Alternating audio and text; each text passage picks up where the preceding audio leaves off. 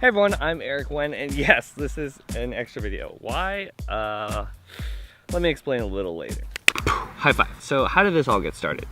This morning I was talking to a creator named Chris Floyd. This is what his channel looks like. This is what his content looks like. Yeah, he's a really cool creator. You guys should definitely go subscribe to him. He dropped a really cool video this morning. But anyways, out of that whole conversation came this idea of we need creative distractions. What do I mean by that? We as creators have this tendency to get in a funk. What happens when we have all this creative energy and we want to create things and we always want to like push ourselves to be better? We get really frustrated with ourselves. We start overly comparing our work to other people's work. So we start over analyzing the mistakes in our own work. We start thinking a lot and talking a lot and not doing a lot.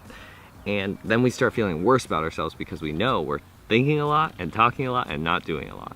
This is usually a time when we look at these guys a lot and we look at our shares and likes and stats and all that stuff. And even further, when we're in that place, even when we are creating, we start obsessing over everything. The edits, the colors, the hashtags, the titles, all of that crap, because we only make blank amount of content a year. We need to make sure that this is good, perfect, right? I think that every creator and just person in general is very familiar with this feeling that I'm talking about.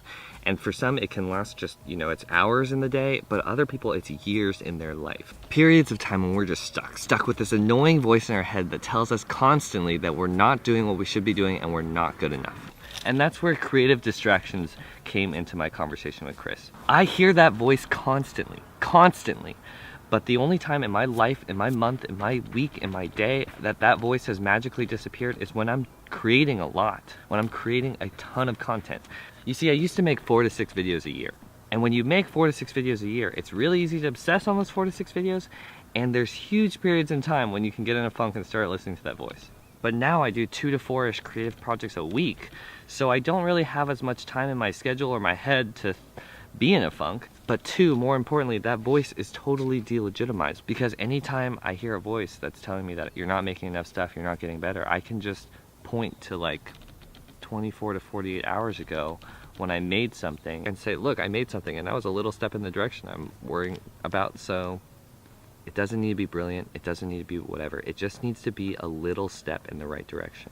We paralyze ourselves and we're our own worst critics. That voice goes away when you're making more stuff. That creative distraction sweet spot is different for everyone. For Cody, it's probably like if he doesn't upload for 2 days, he feels like, But for most of us, it's just, let's go out on a photo shoot, let's do that blog post, let's start that podcast, let's whatever. And to the point where you're regularly creating, you've hit that creative distraction sweet spot when you stop hearing that voice. All right, now you want to hear the meta part of all this? This video is my creative distraction. This morning I was talking to Chris about creative distractions and I was super hyped about it. And I was like, I'm gonna make this today.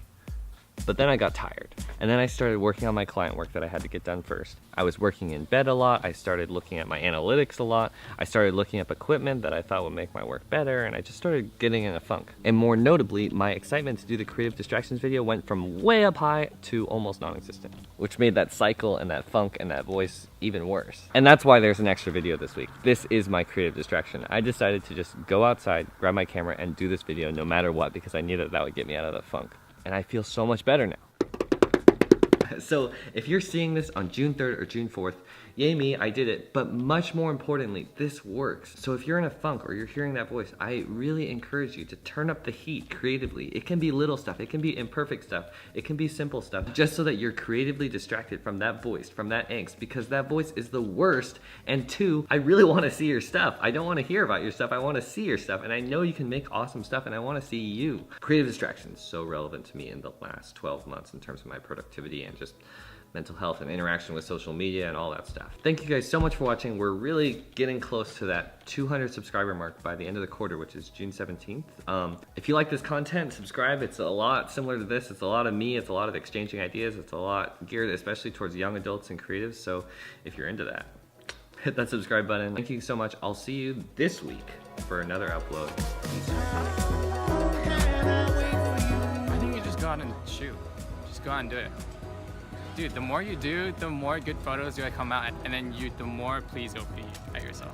The more you go out, like the less, cause like you're just like thinking about like pushing out content. Like, I don't have time to think about like how bad you are, cause like the next client is like the next day, and like you can't be like, oh shit, I'm so bad, I'm gonna cancel on this client.